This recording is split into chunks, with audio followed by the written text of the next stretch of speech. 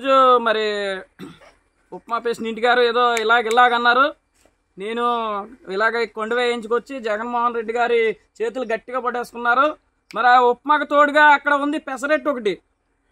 ఆ పెసరెట్టు ఏముందంటే పవన్ కళ్యాణ్ గారు ఎక్కడ పోటీ చేసినా చిట్టుకి లేసి ఓడించి నేను ఇన్ఛార్జిని తీసుకుని ప్రత్యేకంగా నేను ఓడిస్తానన్నారు. మీకు దమ్ముంటే ఈ అన్ని మండలాలని మట్టి మైనింగ్ నడిపి కోట్లు సంపాదించుకున్నారు. ఆ కోట్లు ఇవాళ ప్రజలకు ఖర్చు పెట్టి మీరు ఏదో చేద్దారనుకుంటున్నారమ్మో. మీరు ఏ విధంగానే ఏమి చేయలేరు. మీకు దమ్ముంటే ఆ ఉప్మా పెసరెట్టు గాడు కూడా కలిపి ఆ పెసరెట్టు గాడికి కూడా దమ్ము సాలకే ఇవాళ మిథున్ రెడ్డిని తీసుకొచ్చుకున్నారు. ఈ పెసరెట్టు రెడ్డి కూడా సరిపోకే మిథున్ రెడ్డిని తీసుకొచ్చి ఇక్కడ పవన్ కళ్యాణ్ మీద పోటీకి దింపారు. కానీ ఇవాళ మేము చెప్తున్నాం 1,00,000 ఓట్లు మెజార్టీ ఇచ్చి పవన్ కళ్యాణ్ గారిని మేము నెగ్గించుకుంటాం. ఈ ఉప్మా పెసరెట్లు ఎంత మంది వచ్చినా తినడానికి తప్ప ఓట్లు వేయడానికి పనిచేయరు.